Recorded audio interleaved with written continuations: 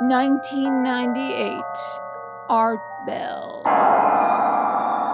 Radio personality specializing in the paranormal, innovator, creator, and first to leave two lines open for immortals, aliens, time travelers, and of course, the Antichrist. Unknowingly, this man read on air one article from an actual newspaper regarding the UN's orchestration of the coming climate change, global warming hoax. Then, tossing the paper aside, dismissed it entirely, saying, "No one will ever go for this." But they did. Oh, how they did. Why? Because there came a proud and ingenious woman to realize their dreams.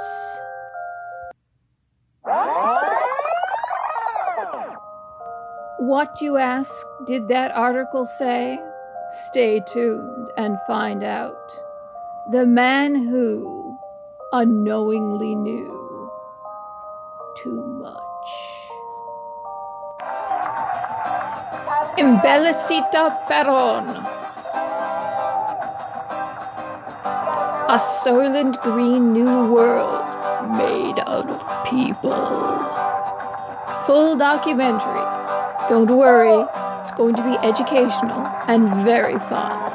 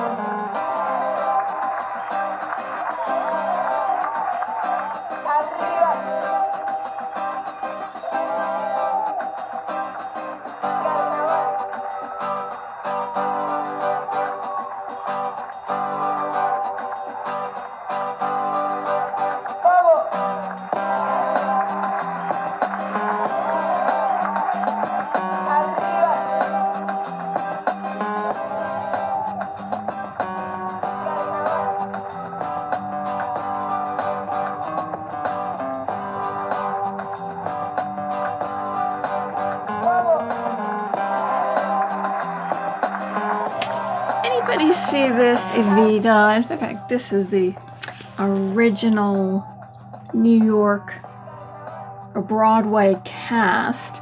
And you see you've got all those banners that look very communistic. In fact, this is the original from England, believe it or not. I have relatives who lived in London.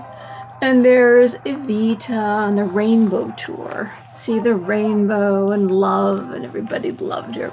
She was known as a saint in her country, except for the people who owned businesses or had any money. And Evita grew up poor, unlike Alexandria Ocasio-Cortez, who actually had a very upscale upbringing. Her grandparents lived in York Heights, and her father was an architect, and she went to Boston College with a major in foreign affairs, and if you've listened to her, you know that she knows nothing about anything foreign at all. She doesn't really even know about socialism, other than if you take all the money away from the wealthy people, this is how it works, then you can build all of this stuff and rebuild all this stuff, and everybody can have the money if you distribute it evenly somehow, if you just take it away from the wealthy people. This is all she knows, and everything will get fixed if the government takes over everything, because the government is the only thing that's moral. You see, you're immoral if you have money in any way, shape, or form. If you own a business, you're immoral. The only people that are moral is the government. And if you get a bunch of academics who are really, really smart, they'll know how to build everything right. So everything is even, and everybody has money, and nobody needs to work.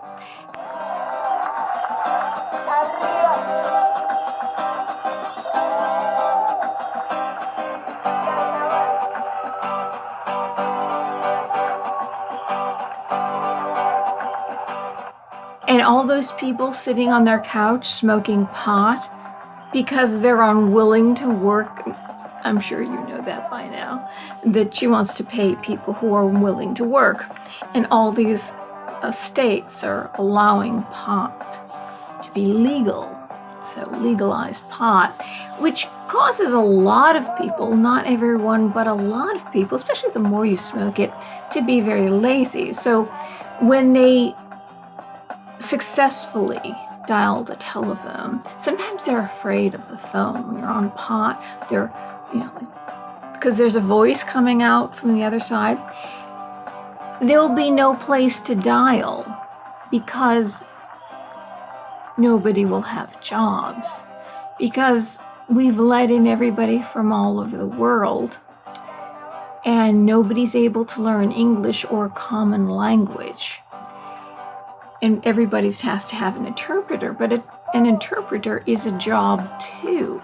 So if you call wherever you call, even if there is a business open, will be run by the government. If there's anyone there that can speak your language, maybe you'll get that pizza, not sure. And of course, since cars are going to be outlawed, I don't know how you're going to get that pizza. Oh, it's going to be a high-speed rail. The high-speed rail would have to be able to stop at everyone's houses because nobody wants to work to deliver that pizza. But if people are unwilling to work, who's going to make the pizza? Oh, you got robots. You're going to have robots making the pizza, and you have robots delivering the pizza. And robots will be growing the vegetables. And robots will be doing absolutely everything because everybody's at home smoking pot. I'm not talking about the people who smoke pot and get very creative and actually do things. I'm talking about there's a big segment of the population that would like to just stay home and get doped up, inebriated in some fashion and not work. I'm trying to, this is going to take... If you do this, make everything AI and robot and all that stuff, and you want climate, to help the climate, well, you're going to have a lot of energy. You've got to have a very reliable energy source. And there's going to be a lot of waste because you're going to have to build a lot of stuff to get this thing moving so everybody can get their groceries to their house successfully. And all these robots are growing all the vegetables, making all the pizzas. We'll just talk about pizzas. Let's say everybody eats pizza all day long. Just to do that is a huge amount of energy. Where's the energy going to come from? Well, I'm combining two different things in this video because if you talk about global warming or climate change and you put that on your video, then you get this, Wikipedia is basically bogus. If you want, some things are right on Wikipedia, but if you really want to make sure that you're reading the truth, don't read Wikipedia. It's got a bunch of garbage. So YouTube will put underneath, instead of your title, the whole thing about global warming and how this video is bogus because we know it's the truth. So I'm going to tell you just a few things about global warming. But you see, Evita was born poor in Argentina. And Argentina is one of the places that the Nazis fled to. They say Hitler fled there too. And that's why the country is socialist, because Nazism is socialism, National Socialist Party, which means national means the nation of Germany. It just means German Socialist Party. That's all it means. That's it. USSR, United Soviet Socialist Republic. It's the republic of the United Republic of all these countries of the Soviet Socialists. That's all. Evita was basically a mistress. She was a prostitute. And she became an actress of sorts for a little while. And she set her eyes on Juan Perón. He was on his way up, and they believe he was a Nazi. And to get to the top, you basically knock off people. That's how these countries work south of the border. People go missing, people get knocked off all the time. None of the elections are fair, they're stolen. And her idea was the people. It was all about the people, all about the poor people. And what she did was she got all the poor people on her side. And she took, just like IMBECILITA Ocasio-Cortez, IMBECILITA. She took all the money away from all the wealthy people and the people who own the businesses. She took everything.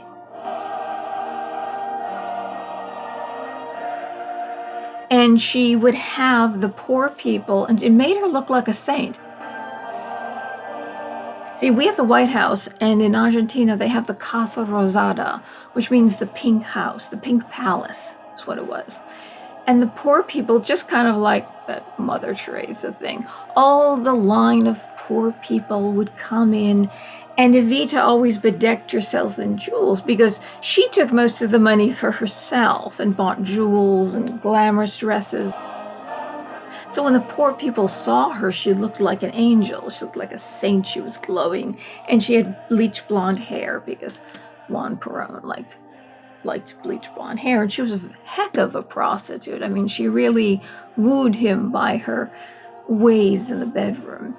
But anyway, she would sit there on her throne, and she would hand cash out to the people, cash that she had stolen, and the people who were wealthy, just like in all revolutions, communist revolutions, socialist revolutions, you kill the people off who want to adhere to the capitalist system, who don't want to change. Like Bill Ayers, and it's on tape. I've heard it. Have you heard that little tape, Bill Ayers? He wants to change the country over to socialist. And back in the 60s, he said that you have to send people to re-education camps. And there's some of them that will never change, that will hold on to the dream of our founding fathers of this nation, where everyone is free and everyone has free speech and everyone's an individual and is able to express their individuality, right? People who are still holding on to that, you're going to have to kill. And we're going to have to kill about 25 million people. And that was back in the 60s.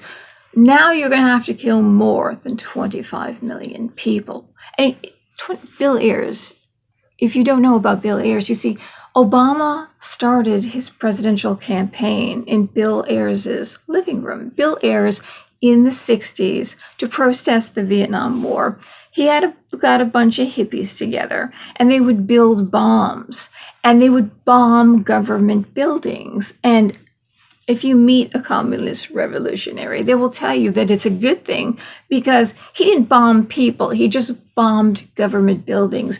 You know who ended up dying, though? the hippies that were making the bombs that actually exploded and killed them. So this is the person that Obama began his campaign in his living room. And if you say anything to Obama about Bill Ayers, he'll say, oh, he's a professor. He's a dignified professor. How could you speak like that about him? He's a distinguished member of society. So he'll kind of twist things on you. But Bernadine Dorn also, that was his wife at the time, and they were a dynamic duo of the Third Reich or the Fourth Reich to destroy this country and to turn it socialist. So even though when you listen to him, he sounds like he cares, this bleeding heart liberal that cares about the poor and equality and all that stuff, underneath the surface, you might as well pull his mask off and him be Mao. Chairman Mao. Well, we have Chairman Ocasio-Cortez in this country, who might one day be president, who lied and said that she cleaned houses with her mother. She was poor and she associates herself with the poor. Well, she got her degree from Boston University with a minor in economics, because I can't imagine her really mastering economics, because what she wants to do to this country is going to totally destroy it, if you've heard anything about it. Evita called her people, the poor people, her decamisados. And they would fill the square in front of the Casa Rosada, the Pink Palace, and she'd come out all bedecked in jewels, and she'd be speaking to the people, and she'd always speak like this.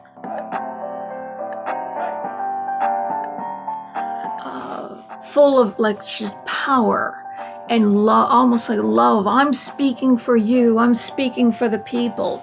But she was really only speaking for herself. She was no different than any other dictator. She had aspirations. She married the guy who she knew was going to be president, but her aspirations was to be the next president after her husband.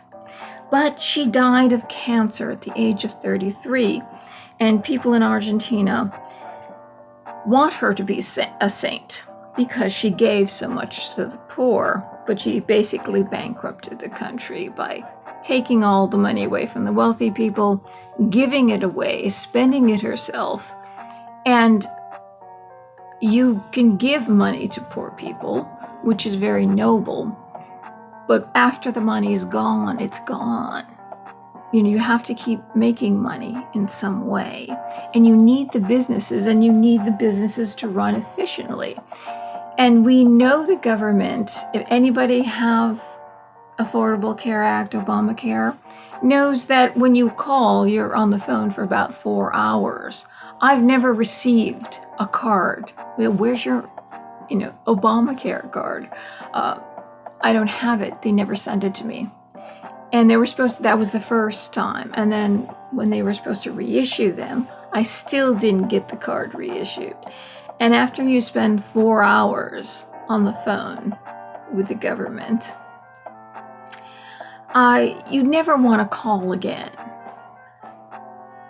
So this is the government that's going to be blown out of proportion. It's going to grow so big. As I've told you in other videos, when you work for the government, there's a pension.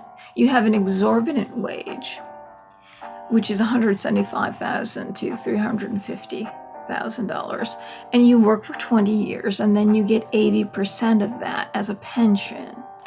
And you get your sick days and sick months, like a month off for sick pay and vacation time and all that stuff. And if you don't take it, you can get it in money. We pay you. You don't take your vacation, we'll pay you for the time you didn't take and for the time that you worked. So if you work for the government, you want the government to be big. And if the government is constantly bringing people from the third world over, then you need more people You need to hire more people. So these politicians use the people who worked for them in their campaign and the big donors and give them jobs, these jobs that are going to pay them even more than what they donated. And you can vote yourself in pay raises. That's why the government and the Democrats want to keep growing government. But the thing about it is what's going to happen when you got globalism, you're going to have a dictator like Juan and Evita Peron. And it isn't going to be nice to see Peron got to the top basically by knocking off people. And they have a little song in the musical, The Art of the Possible. Technically, it's another one of their operas. You know, they did Jesus Christ Superstar. This is the original album cover of Jesus Christ Superstar. And that's another Lloyd Webber. After they did Evita and Andrew Lloyd Webber and Tim Rice broke up, forget about it. And I don't want to listen to anything by Andrew Lloyd Webber anymore. Tim Rice was really the genius. I mean, Andrew Lloyd Webber wrote great music, but you know what? He stole a lot of his music from Puccini. He's known, and the part Jesus Christ Superstar is actually from a musical called Rosemary. Instead of saying Jesus Christ Superstar, they say Rosemary, Rosemary. It's really funny, but he's known for stealing pieces of music. But the true genius in there was Tim Rice. And together, they had a really winning combination. But getting back to IMBECILITA and Evita.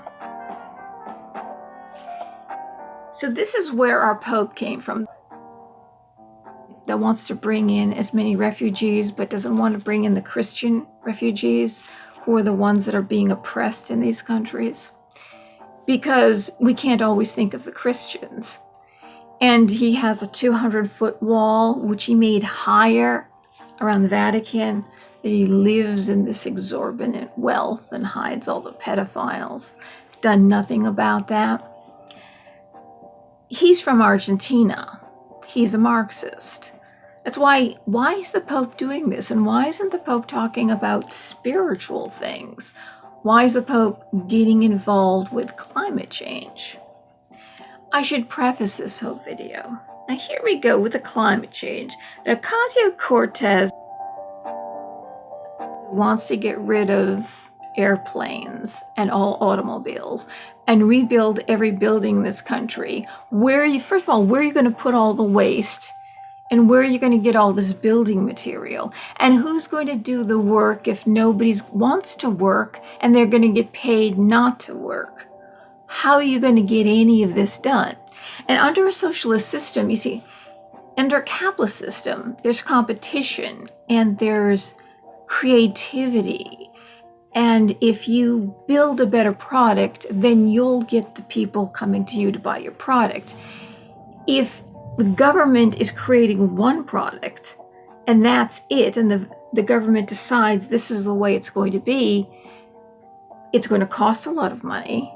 And it's also not going to be very efficient because there's no competition. There aren't people out there thinking of better ways to build an iPhone.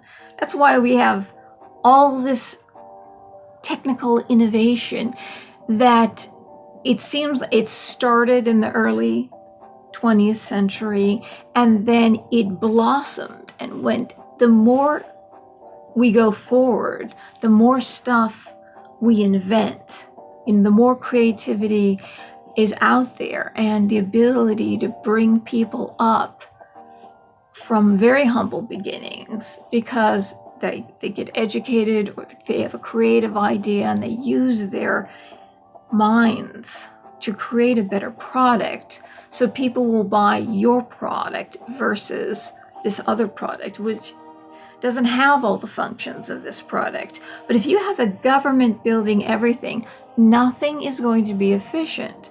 And you know how long it takes the government to fix something that's broken. First of all, if it's inefficient, it's going to take a long time because you've got all these people that need to vote on it. Then they have to vote for the money to rebuild it. And then you've got a bunch of people who are getting paid exactly the same. There's no competition there. So who's going to invent anything better? Nothing will ever improve. We will devolve to a great extent. And there will also be absolutely no energy. Natural gas is clean burning. Now we have clean burning coal. The regulations in this country are so high as far as to eliminate pollution, to eliminate poisoning of our waters, for clean air. We've never been cleaner at any point in our history than now. It used to be when people burned coal would come up through the basement and fill the house, and you'd have to put newspapers in the window to collect the coal dust.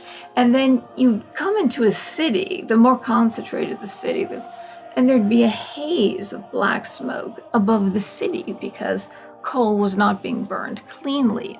But now it is. We've never been cleaner. I'm going to get back to Evita for a second. Juan Perón wanted to build a mausoleum bigger than the Empire State Building, and he embalmed Evita so she would never decay. So people, it would be a permanent shrine. You know how the socialist countries kind of get rid of religion? Well, Evita was going to be the saint everybody forever. They would come visit her, and Perón would be in power forever because he was the husband of Evita. How could he ever be voted out of office? He would have it would turn into a monarchy of sorts. So that's what happened. So she was beloved by the poor because she would give this cash to the poor and take it away from the wealthy. It's like, why do the wealthy people want this socialist agenda? Is because they are the less than 1%ers that are a part of the globalist rule. That's what's going to happen. It's going to be a socialist world. You might as well build an iron curtain all over the whole world. So there will be no free country. You better really like your leader.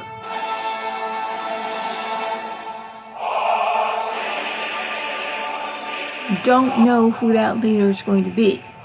We do know that the climate change socialist agenda are tied together, which means you have an unelected body of government, just like the EU, who decided that Alfie Evans and Charlie Gard, despite having a country that would take them in and the money to go there and to pay for the treatment, despite that, England, which has a socialist healthcare system, and the EU said basically, we own your child.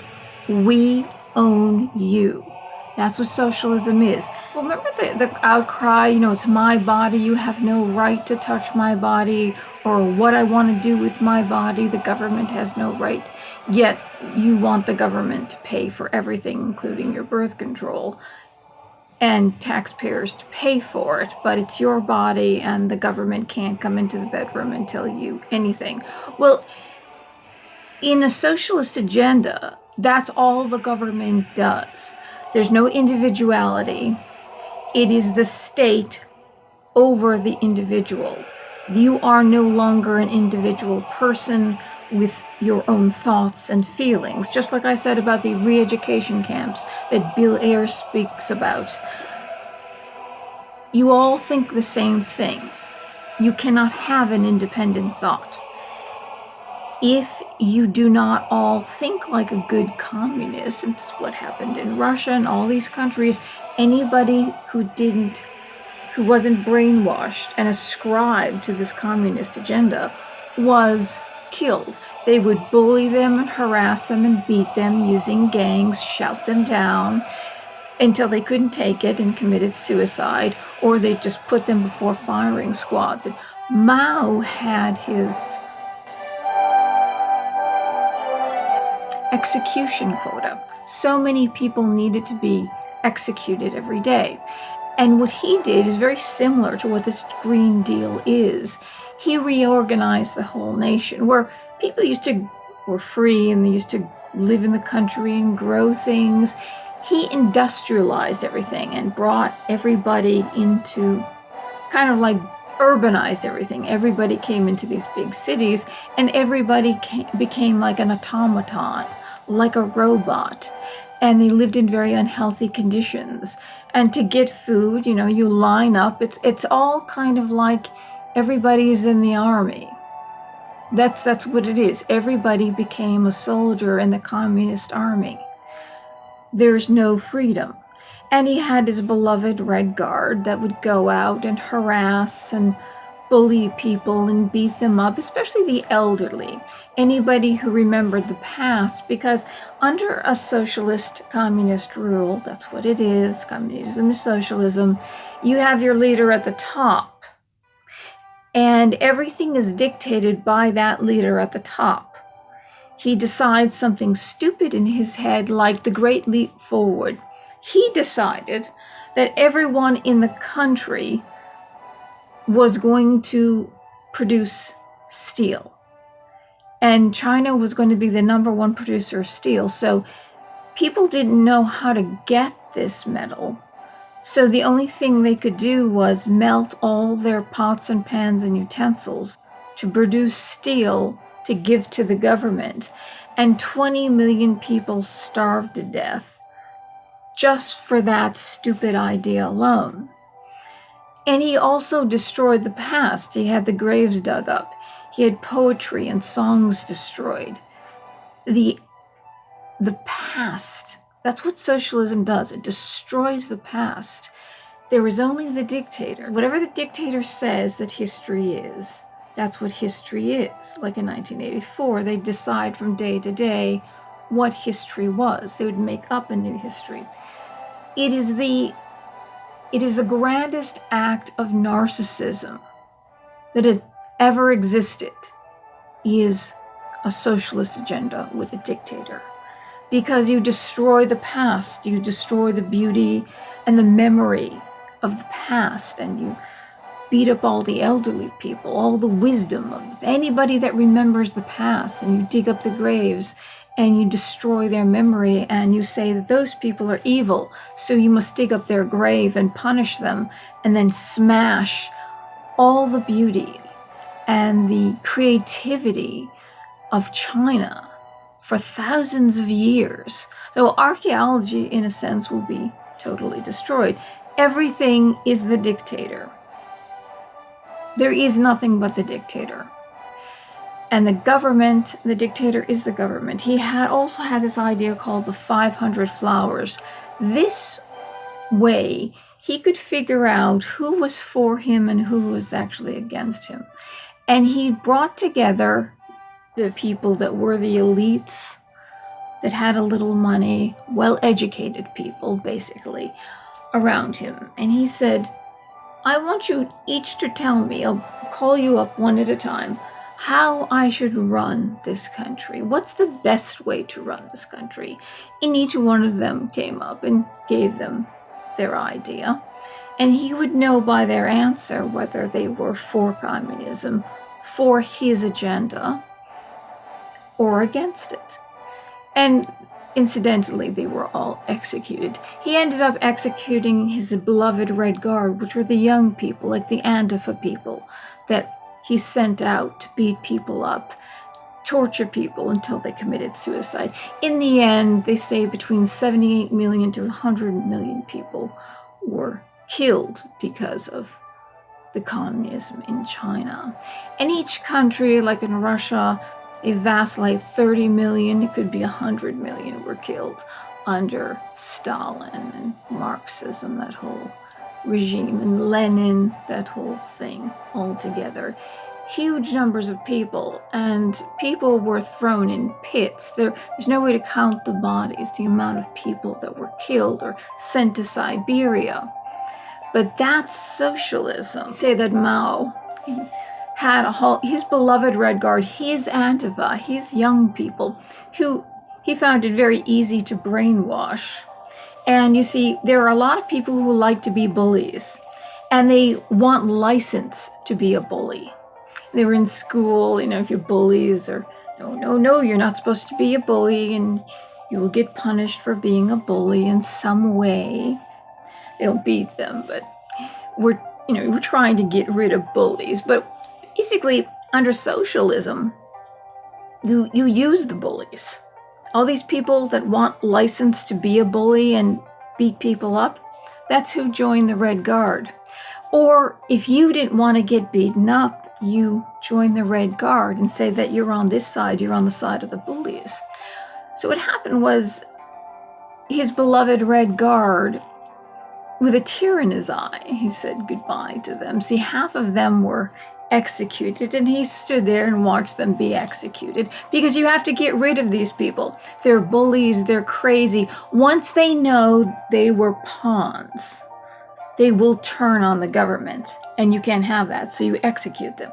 See, that's why Antifa and all these other groups that are in the streets, violence and riots and burning things down and bullying people, pulling them out of cars and beating them up. They don't know that they're pawns. And the rest of them he sent to the country to live in very harsh conditions that were so harsh that nearly all of them died. So the Great Leap Forward is very much akin to this idea that we're going to rebuild every building in the country. We're going to get rid of all the cars. Well, where are you going to put all this waste? Where are you going to put all of it? We're going to use high-speed rails. There's going to be no airplanes. Well, tell that to Al Gore and to Bill Clinton and all the people who like to get on Jeffrey Epstein's jet, the Lolita Express, to go to Pedophile Island. They need a plane. So what's going to happen is the elites will have their planes because they want socialism. The elites want a certain number of people in the world because there's too many of us. We're using up all the resources. They want the resources. So you've got the elite, and then you've got the people who work under that. You're going to end up working. It won't be a world where people who don't want to work, this is how they get your vote. You don't have to work. We'll pay you to do nothing. No, they'll get your vote. They'll get you on their side. And then they will kill off mass amounts of people who don't want to live under this system. And they will make you work. And they will tell you what trade you're going to do. This is what Pol Pot did. Mao, they basically said to the women who worked in the basement, who cleaned the clothes, they said, now you're surgeons. And to the surgeons, they say, oh no, now you're basement workers. You're made to be a surgeon when you were used to cleaning laundry. If you don't do it, they kill you. And if you were a patient that needed surgery, you ended up dying. This is how they killed mass amounts of people. It's crazy. But see, they will tell you what job they want you to do. And you have to, it's going to be like a caste system. You're going to have to do what they say. Think that you're going to get paid for doing nothing, but you're not. Because there's the elites who need you to do all the dirty work. You see, this is the way it's going to work. This is another side of the story of this whole Green Deal. And the most interesting part of this is, I was listening to Somewhere in Time, Art Bell. I believe it was back from 1996 or 1998. For some reason, I don't remember if it was a 6 or an 8.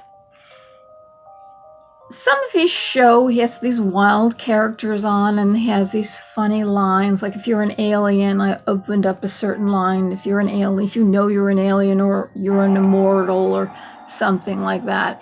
Basically, it's kind of funny. It's kind of tongue-in-cheek. But what he does, part of the show, he just goes through the news. He doesn't make it the topic of the show. He just reads some headlines. One headline he read was by the UN that said, we're going to tax America, the West, heavily, and we're going to redistribute it to the third world. And he said, well, nobody's ever going to go for that. And he just turned the page. What happened a couple years later? Al Gore writes a book called An Inconvenient Truth and makes the movie. And the whole idea is, you pay carbon credits, you heavily tax the West, and you give it to third world countries.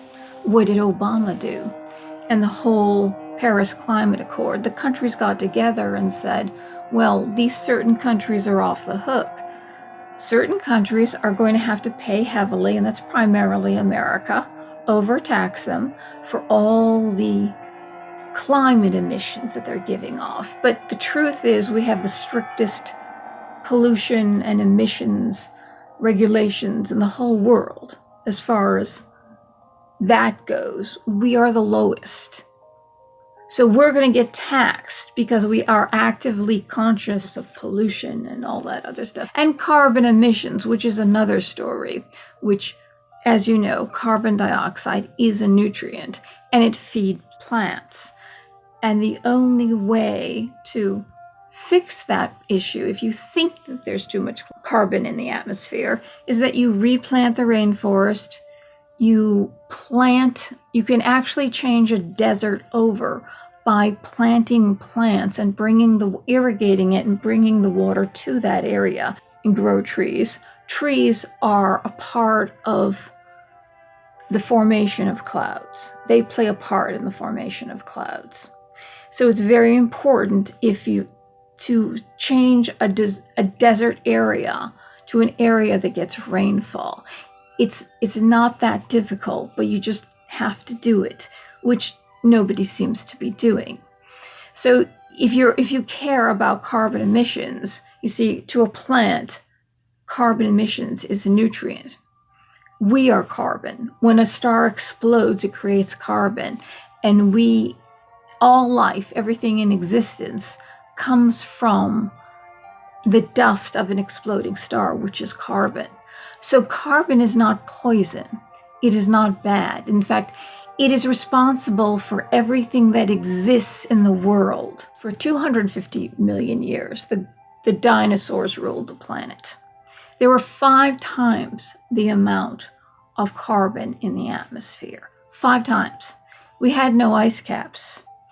We had volcanoes that was spewing out carbon monoxide everywhere. The plants grew huge because there was so much carbon in the atmosphere. And then in turn, the herbivores grew huge because there were so many plants to eat. And then the carnivores grew huge because there's so many herbivores to eat. And they lived for 250 million years until the asteroid hit, which didn't kill everybody off, but a lot of the big dinosaurs and then the little mammalians could grow and evolve, and some of them evolved into us. So there's nothing wrong with carbon, and there's nothing wrong with, even if the ice caps melted completely, we have tropical foliage that's been fossilized in the ice caps. We've got ice caps that are getting bigger and bigger. Antarctica keeps growing. One side has an undersea volcano. You see, there's probably about 2 million that we know of undersea volcanoes, probably more.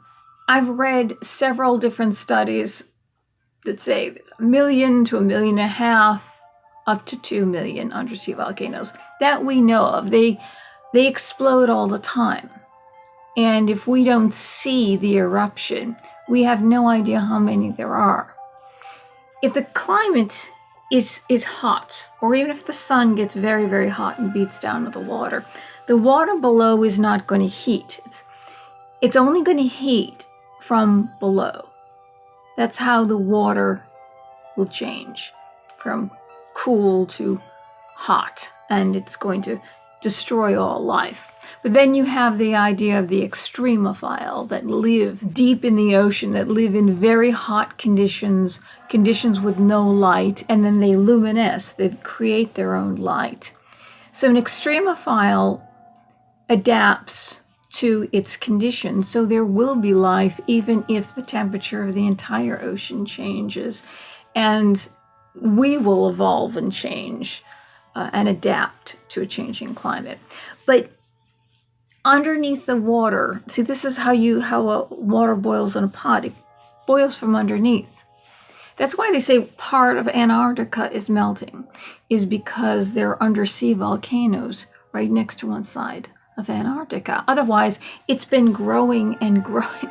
It just keeps growing, Antarctica, getting bigger and bigger. Every single thing in Al Gore's movie, Al Gore and his 7 to 10 homes that are not run by solar panels or wind energy or anything. He keeps the lights going on all the time, and he drives around in limousines. These people are a bunch of hypocrites. There's so much to say about this. The whole idea, does climate change exist? Well, climate, yes, the climate changes all the time. It's cold weather. Do you remember a few years ago, maybe it's going on 10 years ago, there was a leaked email in England that exposed the whole climate change agenda, that it was a hoax. And everybody thought that finally this is the end of this. Because they have their little summits, and they fly in with jets from all over the world, and then they have limousines that take them to their little climate change summit, and then they have food flying in from all over the world to feed all these people who care about the planet.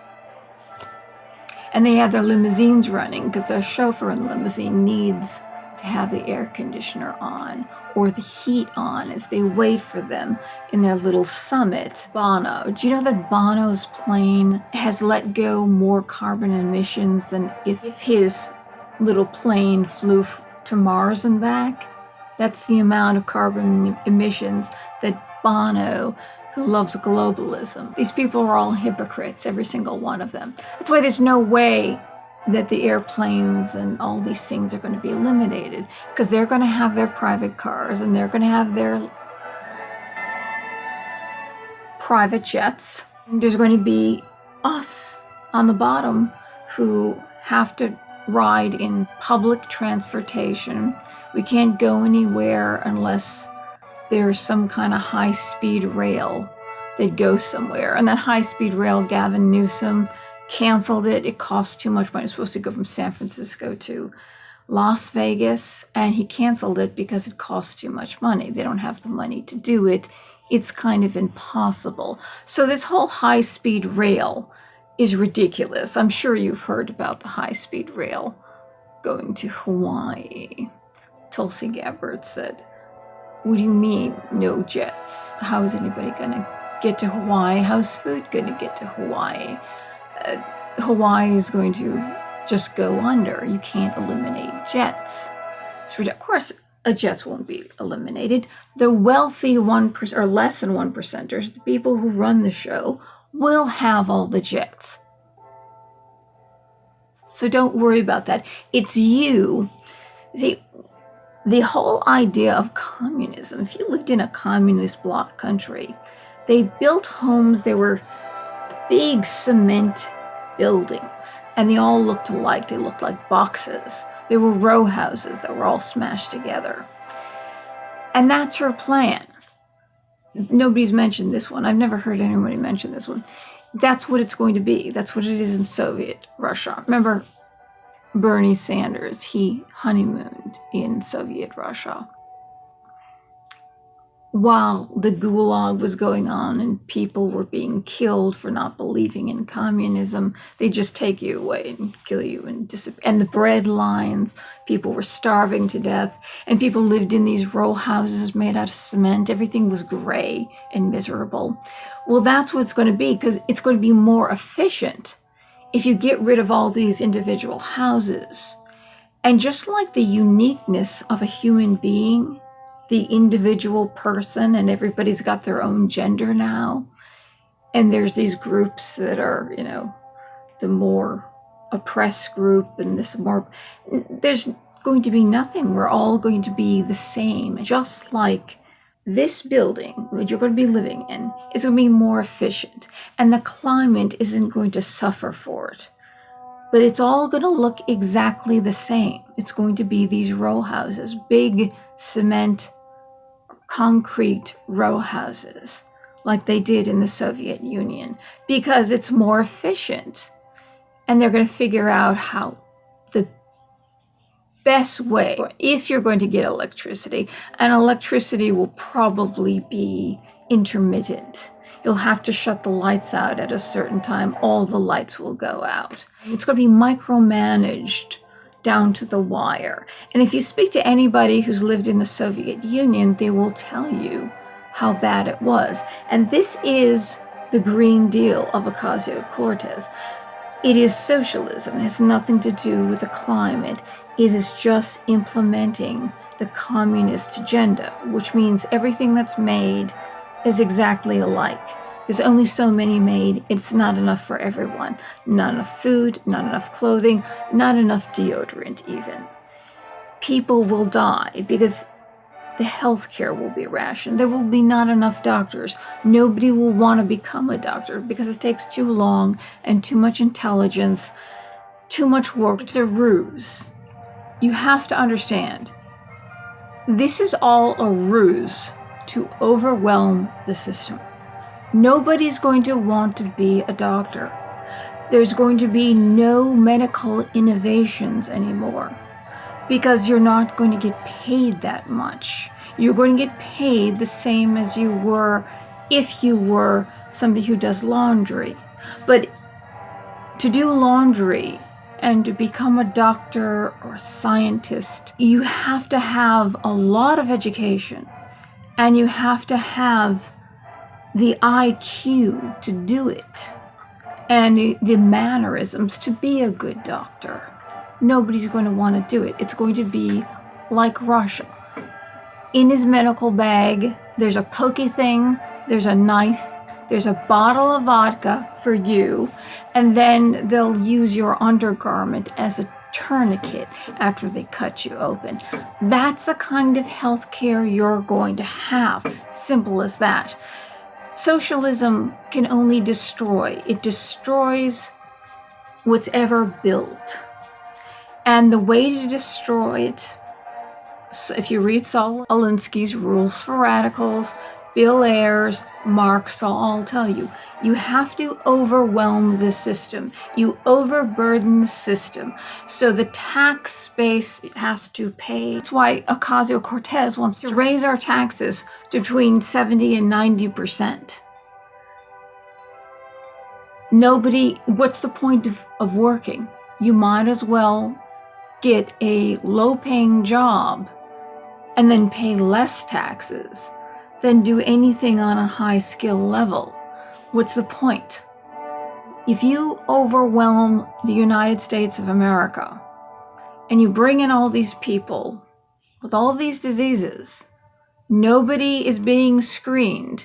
You're going to kill off mass amounts of people because you're bringing them into the cities and people catch things. And you've got a healthcare system that's supposed to cover everybody, but it won't. There won't be enough healthcare to get rid of all the diseases. And there's going to be a lot more pollution, a lot more waste, a lot more farting people, as well as cows, not just cows.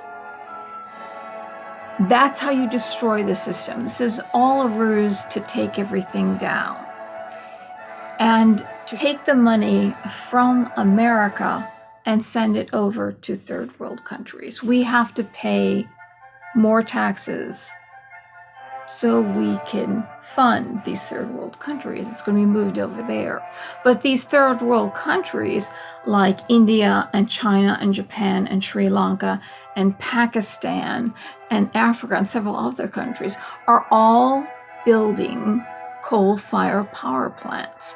They're all dumping. China, that's why you can't get dog treats or shrimp or food from China, because they dump the poisons from the factories into the water systems. It's all polluted because there are no regulations on pollution or climate change. None at all. We have been sold a ruse to get rid of plastic bags. So people have to buy these bags that are made in China. And these bags, if you wash them, they start to deteriorate. They deteriorate very quickly, even if you don't wash them. they're covered with lead paint because there's no regulations, and there's no way to recycle them. You can't melt them down. There's no way. And if you burn them, then it's a toxic gas in the atmosphere. But we've been sold a ruse that we must buy these bags. The plastic bags that they used to give us, people used to use as trash bags, or you could bring them back to the store, put them in a bin, and then they recycled them, they melted them down, they made stronger bags, or they made more of those bags. Those were recyclable. The ones they make you buy are not recyclable, and they're all made in China. These countries that have no regulations. So why does the country that abides by all the rules have to pay all the money? There's going to be 1,500 more coal-fired power plants being built up in these countries that are allowed to go against, and Russia, oh yeah, and also Russia doesn't abide by it. All of these countries that don't abide by climate change. If the world is destroyed in 12 years, like Evita Peron says, it's going to be because of these other countries. It's not going to be because of America or because of Donald Trump. It's going to be because of these other countries that are not only letting off carbon emissions, but pollutants in the atmosphere. And they're cutting down trees. The rainforest is being cut down. Anything that's going to take carbon out of the atmosphere is being killed off.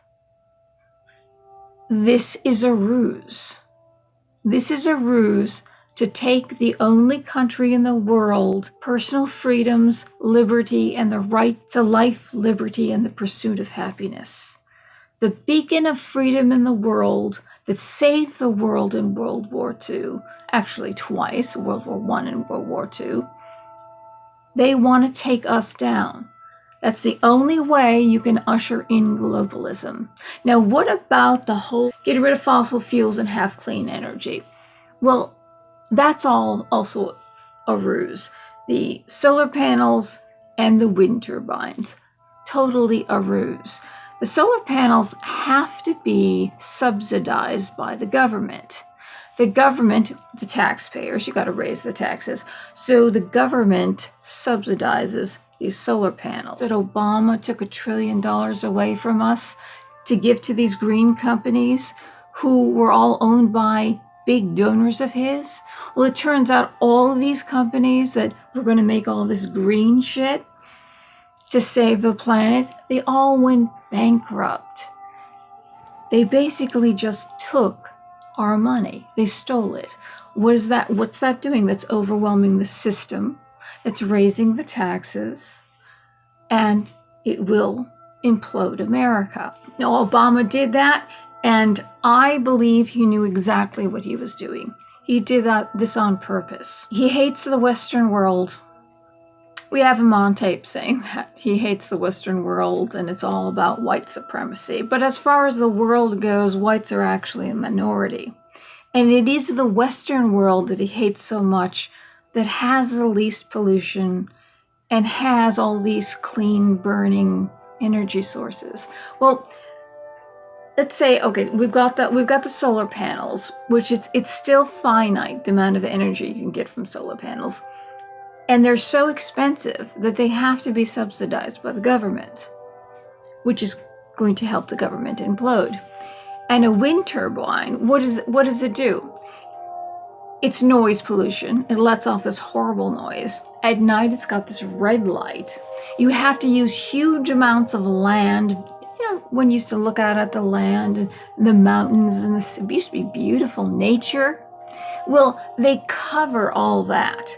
Just like the more people you have in this country, you're going to have more landfills, just burying trash. Well, these things, you're going to just fill these ugly, big metal things with the eye of Sauron that let out the hiss of the banshees and also suck in birds and then chop them up.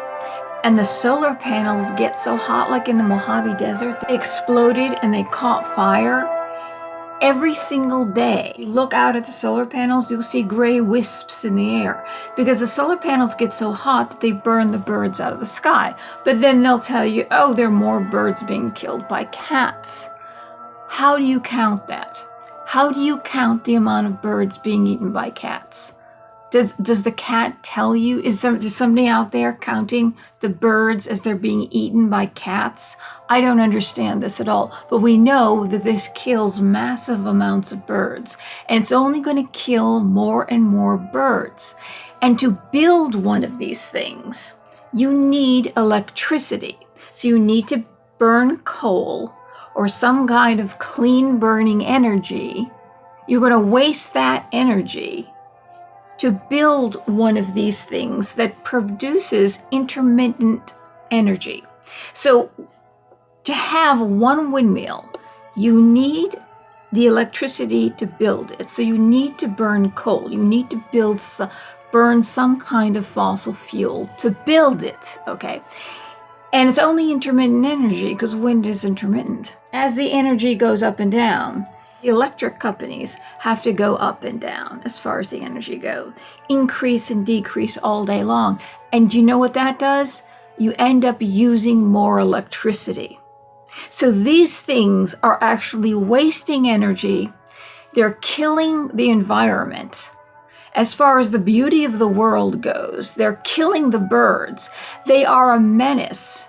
And to get rid of these things, that's a massive amount of waste that you better figure out how to recycle these. And we need to stop building these things because this is not an efficient source of energy at all.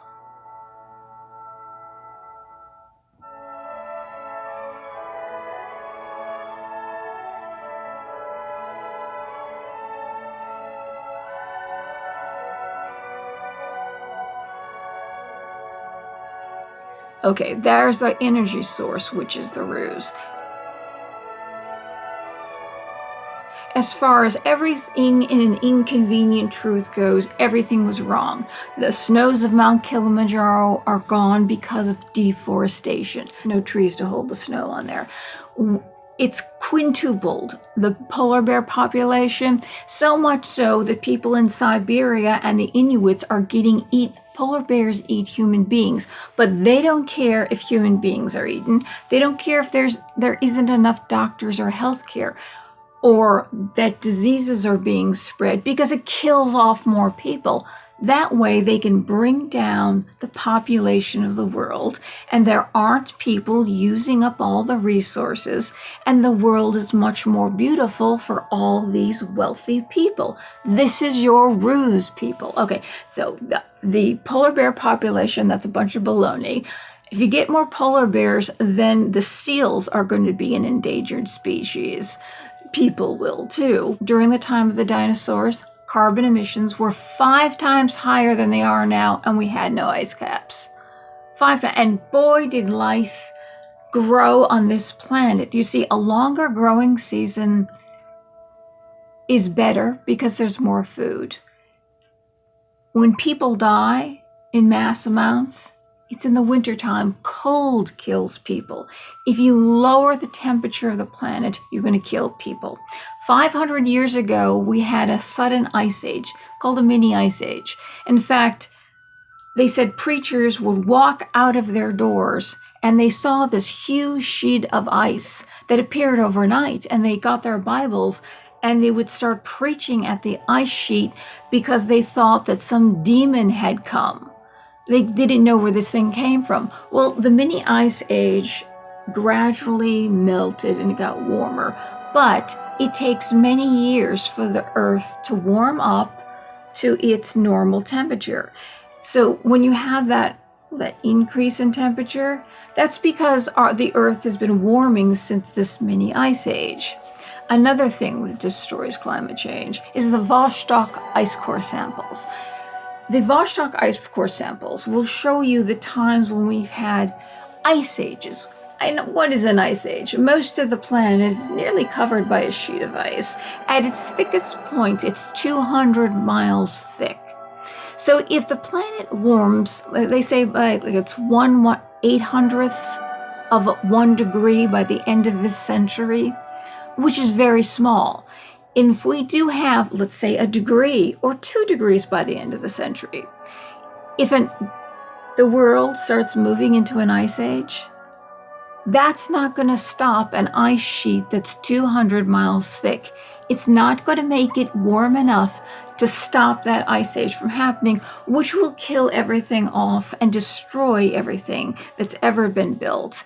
And so the rich people will have to go to the southern half of the world, which they probably will, and will all die off. That's interesting because they're moving everyone up into America, and America was affected by that ice sheet. So if you want to kill large amounts of people, you open up your border and you entice these people to move into your country, because the country, even if you are low skilled, we will pay you to not work. So you bring in everybody into the countries, like they're bringing everybody into Europe from the Middle East instead of rebuilding their countries and, creating peace in the Middle East, where it's warmer, where the ice sheet isn't going to hit. They're moving all these Muslims that are moving into Europe have no idea. This is a grand ruse. Who's going to get killed? In 1970, Time magazine announced that we're going into an ice age. So if we're actually moving into an ice age and we're overdue for an ice age, that means they're expecting an ice age to hit. So what do? You're moving everybody into these Western countries, which are in the northern part of the hemisphere, which gets affected by the ice age and the ice sheet. That's it. That's the way you kill off lots of people. And then if you're like the Queen, you've got the best real estate, the monarchy, wealthy people all over the world. She owns the best. She owns, like, the whole royal family owns about 20% of the best real estate in the whole world. So they're going to move there before this thing hits. And the ice sheet's going to come and it's just going to kill off most of us. That's when the population dropped. When there was people on the planet, this ice age killed off most of the people. And people living in Italy, in southern Italy, actually repopulated Europe. If we do things to lower the temperature of the planet, then we're going to bring on the ice age sooner, aren't we? Who wants an ice age? I don't know. Vostok ice core samples tell us a great deal about the warming periods, when it warms, and when the carbon emissions get higher. Because the layers go back millions of years. And it shows that the carbon in the atmosphere raised after the warming period. It didn't precede a warming period. So this whole thing about carbon emissions is bullshit. And this whole thing about methane and carbon is also bullshit. Is because the greatest greenhouse gas that we have in the world, you know how people move from climates that are very humid to a dry heat because a dry heat is more comfortable?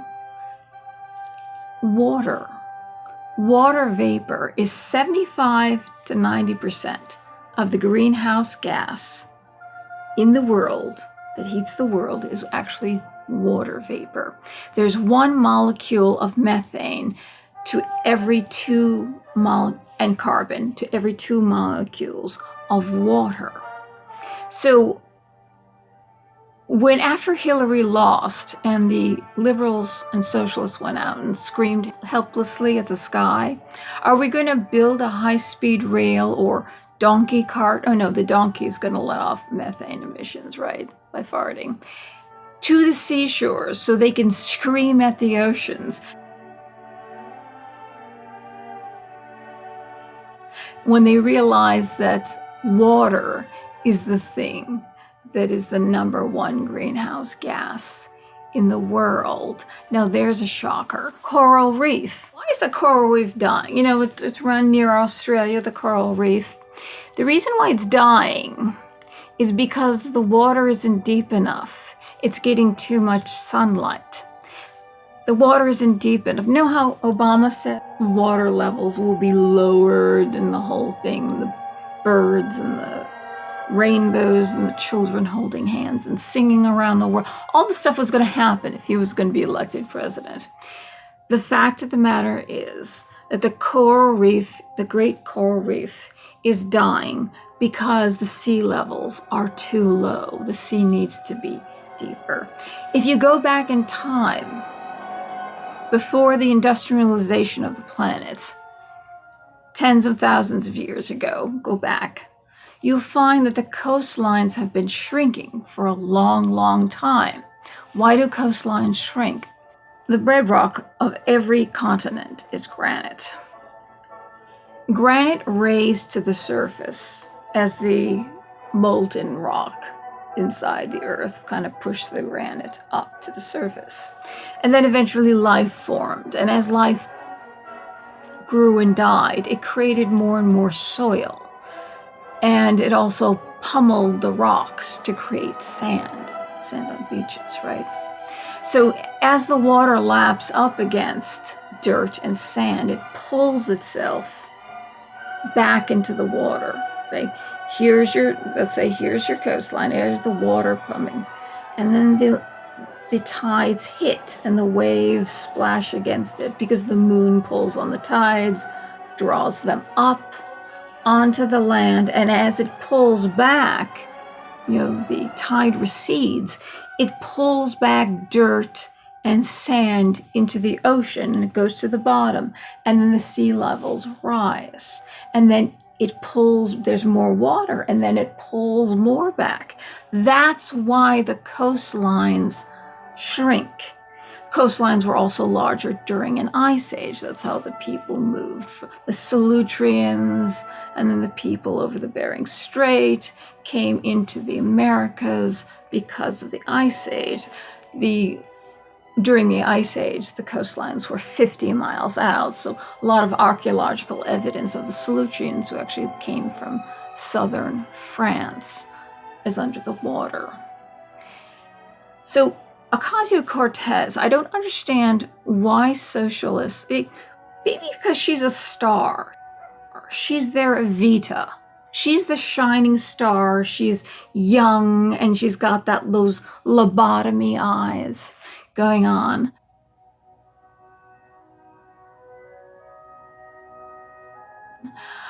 They believe in this socialist utopia that has never worked. I know I could go through country to country to country to country and show you that it does not work, as I've said many times on this channel. Yet people believe in this utopia that the government, who cannot even run the DMV, and there are lines, just like the bread lines we're going to have, lines for everything,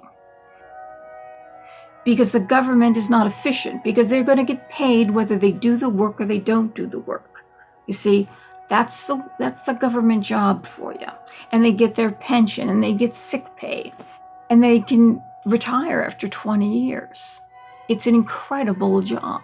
That's why they don't have to do the best. They don't have to make the best. They don't have to be the most efficient. There's no demand on it. And that's your socialist system. You have to conform to them. You have to live a smaller and smaller life. Oh, it's the climate, it's pollution. And then you have to keep cutting back, and you can't have enough children. And what are they doing? They're killing the children. They're saying now that you can kill the children even after it's born. You don't pop it on the butt so it cries and breathes for the first time. You let it die. So you have less and less and less people. It's a way to decrease the population. I say, as far as that goes, if the child is being abused, why take the child out of the home? Why do anything? If they're dependent on the parents, and the parents' decision is, well, at birth, if the child's a baby, the mother can decide to have the child killed. Why should we care about abused children? Why should we care about sex trafficking and human trafficking? They're finding more and more ways to decrease the population and have us be okay with it.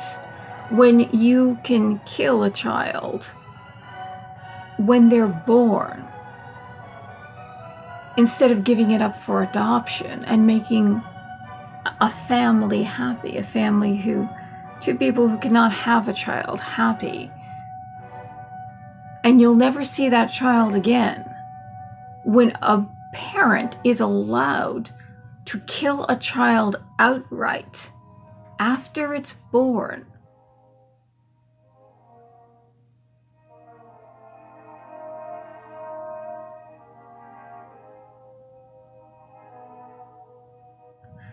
you brought it with partial birth abortion. You had abortion, then partial birth abortion. That brings it up to the time when the child is about to be born, when that is okay.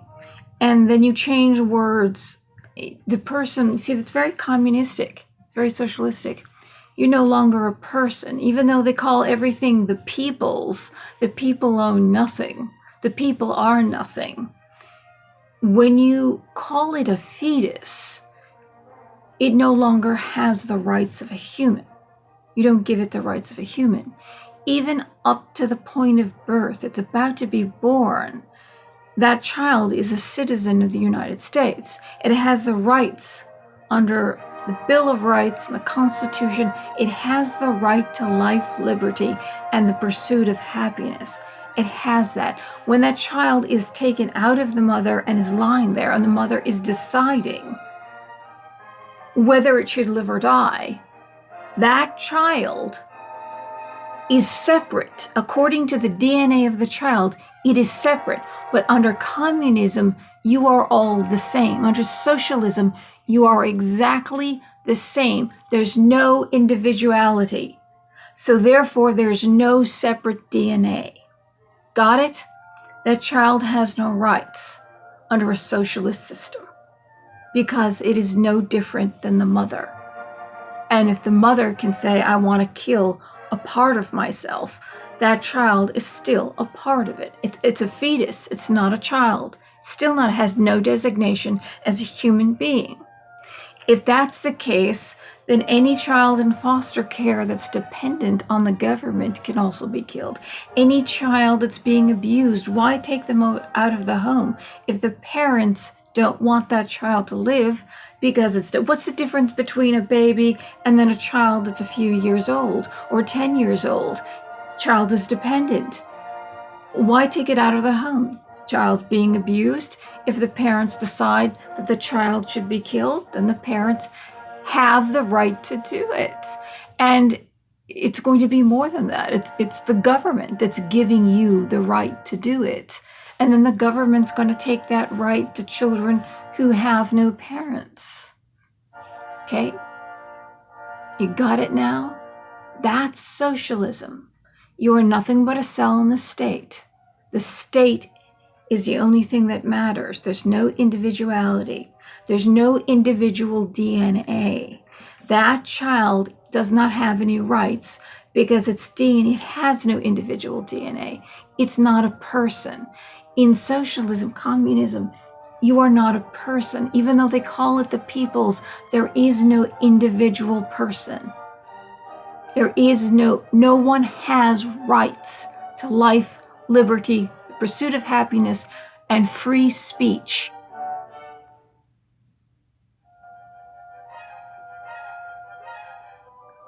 Because that involves individuality, it involves creative thinking.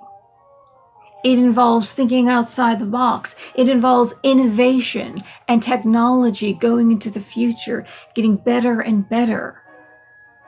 In socialism, there isn't that because there is no individual. Everyone gets paid the same whether you're a doctor or you clean laundry. So therefore, who's going to be the doctor? Who's going to save lives? Socialism, you want to decrease the population. You want everyone that lives to be controlled and to work for the government, to work for the higher ups. You have this place, but they must control the population.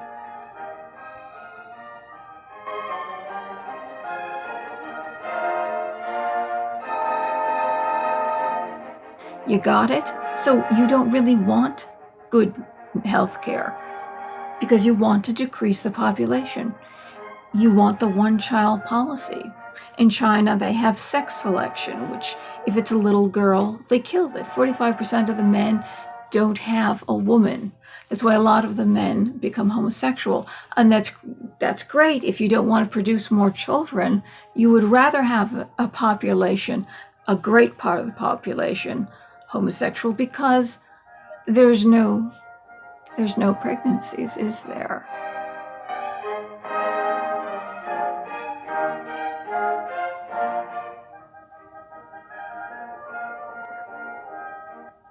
We know the moment that Obama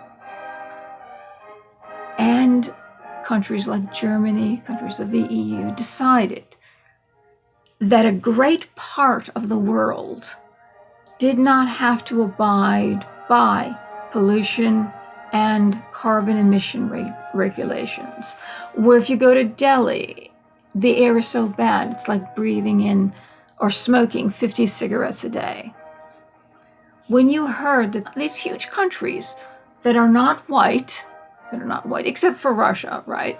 And if you talk to Harvard, Asians are also white. They actually earn on a whole more in America than white people do, or non-Asian people do, are let off the hook. And climate change is so important because by the end of the century, should it go 1 degree more, if it gets warmer, people die more in the winter. Mass kill-offs happen in the winter. So if it's warmer, you've got a longer growing season and less people dying. You want to lower it. You want to kill people. If this is so important, then why are you letting all of these countries off the hook?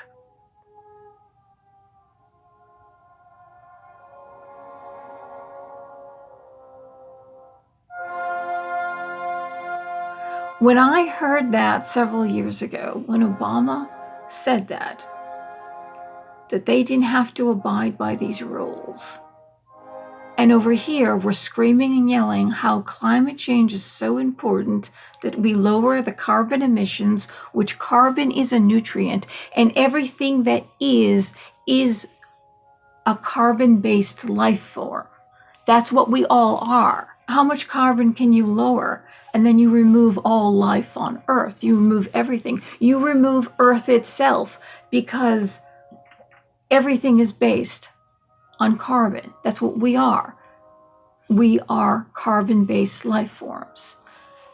You let these people off the hook. I'd say this is a ruse. And people, professors, people who are extremely intelligent, believe in this climate change thing, global warming. Yet when they hear that if Obama said it, he's so smart, and if we say anything against the dear leader, we're a racist. You're a racist. You can't say anything again, even though it makes no sense. And whatever Minnie Mouse says over there in North Korea, oh, the leader is so good. The leader is so smart. So whatever Obama said, even though that's ludicrous, and the only people that are going for this, the scientists who believe in carbon, that this is true, global warming, are the ones that are young, are the ones that are getting grants. And the grants are not the money. This is all about money. There is no grant that says, find out if global warming exists or not. The only grant that is offered is to bolster the lie, the hoax of climate change, of global warming. Bolster the hoax. And if you produce results that say things are warming, then you get the money. You notice everything that happens, if it snows, climate change, a lot of snow, climate change, because the earth is heating up and so more water is going in the atmosphere, so there's more snow. No snow, climate change, because there's no snow. We wouldn't see, didn't Al Gore say that we wouldn't see, as of 2012, there would be no more winters. There would be no more white Christmas. No snow is climate change. Everything is climate change. Everything. Everything that happens, see, things used to happen all over the world, but there wasn't mass communication. There wasn't 24-hour news. So everything that happens, we hear about it. Oh, there's a hurricane, there's a tornado, climate change. No, there's a tsunami, climate change. We didn't hear about everything.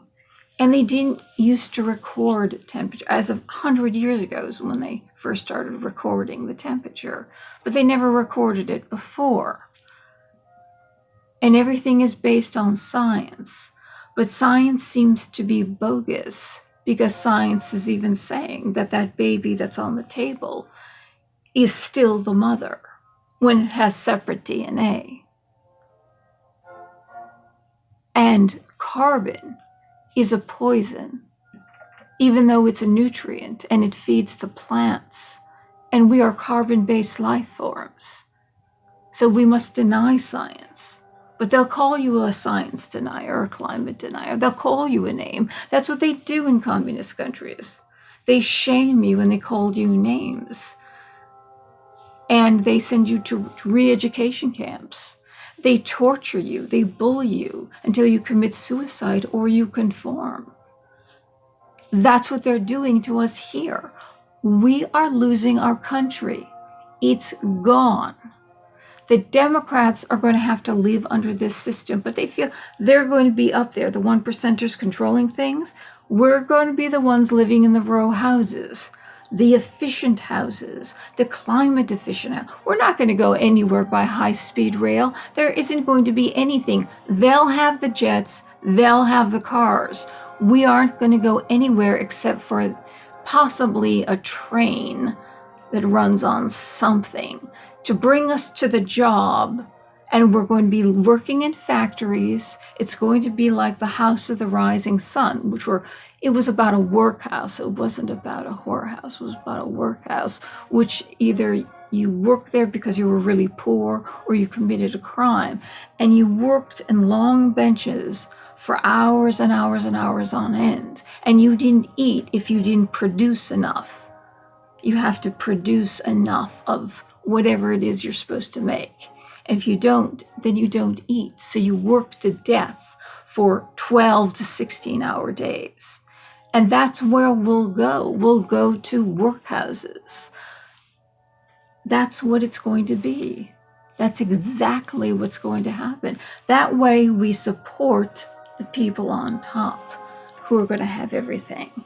And if you're a good communist politician, and like Ocasio-Cortez, the shining light, and all these socialist smart people are behind her, no matter how stupid she sounds, they defend her. They have no idea the world that they're bringing in, the carnage that they're bringing in. They have no idea. I'm sure there's something I haven't mentioned to debunk climate change and all this other stuff. But I think I'll end this now. I've been talking long enough. You've heard enough, and you've heard things that you probably haven't heard everywhere about this new Green Deal and socialism, and that the UN tried to do it in 1998 or 1996, proposed taxing the West to give it to these third world countries. So the West is taxed, very strict regulations, and then the third world, the rest of the world, including Russia, is getting off the hook and is building more and more and more coal-fired power plants and dumping more and more pollution, poison into the water, which is going to kill life, all kinds of life.